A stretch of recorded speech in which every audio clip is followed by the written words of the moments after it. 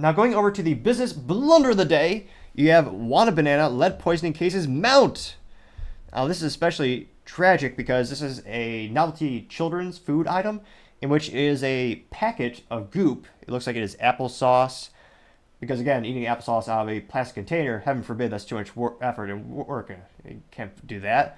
You have to have a pouch where you just squeeze it. And it looks like we reported on this a couple months ago where it was found that there's lead contaminants in these products. And there was a big recall. Now, unfortunately, it's very heartbreaking because children are being affected by this. And the recall, it's hard to say whether it was not vocal enough or whether the word got out there enough, but unfortunately, not enough people were made aware of the recall, and we're seeing these cases mount. Now, this is coming to us thanks to NBC News, and specifically going to look at the reporter. This is coming from Berkeley Loveless Jr., and they noted that the number of children with lead poisoning potentially linked to tainted pouches of cinnamon apple puree and cinnamon applesauce has increased to 64. This is according also to the Food and Drug Administration reported last week. The 64 cases, up from 57 2 Thursdays ago, all involved children under the age of 6, according to the agency. All were reported to it from October 17th to December 1st. The FDA has homed in on the cinnamon as the most likely source of the lead in the 3 recalled products: WanaBana apple cinnamon fruit puree, Schnick's applesauce pouches with cinnamon, and Weiss cinnamon apple sauce. Although, that being said, the investigation disclaimer is ongoing, so it could potentially affect more of their products. They also know that the agency said that it has conducted an on-site inspection of the facility in Ecuador that makes the applesauce pouches, and the ingredient sample collection is underway. And of course, WanaBana, terrible marketing, or just my speaking ineptitudes, little column A, little column B. However, if you click subscribe, it could very well assist in my enunciation as well as my slowing down my speaking pace. It may very well cure all my speaking ineptitudes. I'm not a doctor, just saying it's worth the shot to click the subscribe button. Could be the cure.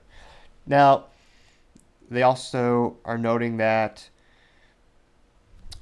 specifically the FDA said that in babies and children who consume the contaminated cinnamon apple pouches, blood lead levels were at or above 3.5 micrograms per deciliter, a level that the CDC considers higher than what's seen in most children.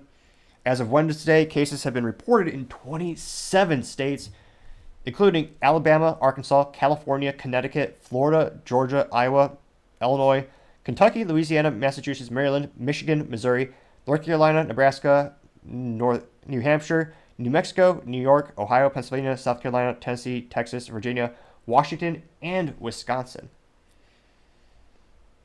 Now, all that being said is especially tragic because the youth are much more likely to be affected because your body is developing. They're much more vulnerable and much more at risk when it comes to these types of dangerous products, these types of dangerous substances. And again, the whole marketing for these companies, if you look at the packaging materials, it's all colorful cartoons. It's all aimed towards children. And to have a product where, again, safety should be tantamount, paramount, it should be the top thought at every step of the manufacturing process. It should always be safety, especially if it's a child-related product. Because parents, well, I should have a caveat. Good parents, granted, it's a little pessimistic. I don't know how many of those are left these days. But nevertheless, good parents are very actively involved in finding out what's healthy for the children. They're filtering out what content is good for them. They're looking at what food products are good for them. And they're making sure that only the best things are being given to their children.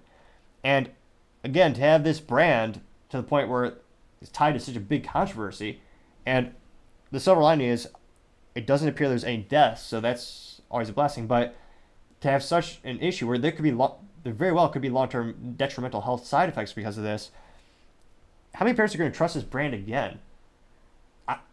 I don't think any of them would. I don't think any of them should. This is one of the biggest breaches of trust and one of the worst things a company can do. And unfortunately, I don't know if this company should definitely take out some extra advertising and get the word out, because obviously not enough parents are realizing this issue as more and more cases are coming out. And I truly hope the best for everyone involved, and I do hope, everything is made whole and more parents are made aware of the situation. But To have a child-related product and not have safety be the number one priority, and they have more people affected by this negative instance, that's got to be the business blunder of the day. Thank you everyone again for taking the time to tune in today. We're trying to get to 4,000 subscribers by the end of December, so if you click that button, I greatly appreciate it. Also, leaving a comment is a great way to give me some feedback. Let me know how I can make the show better and better. Lastly, don't forget to take time to tell your family, tell your friends, tell your coworkers, heck, tell your enemies, tell anyone and everyone. Just stay safe and fight the good fight.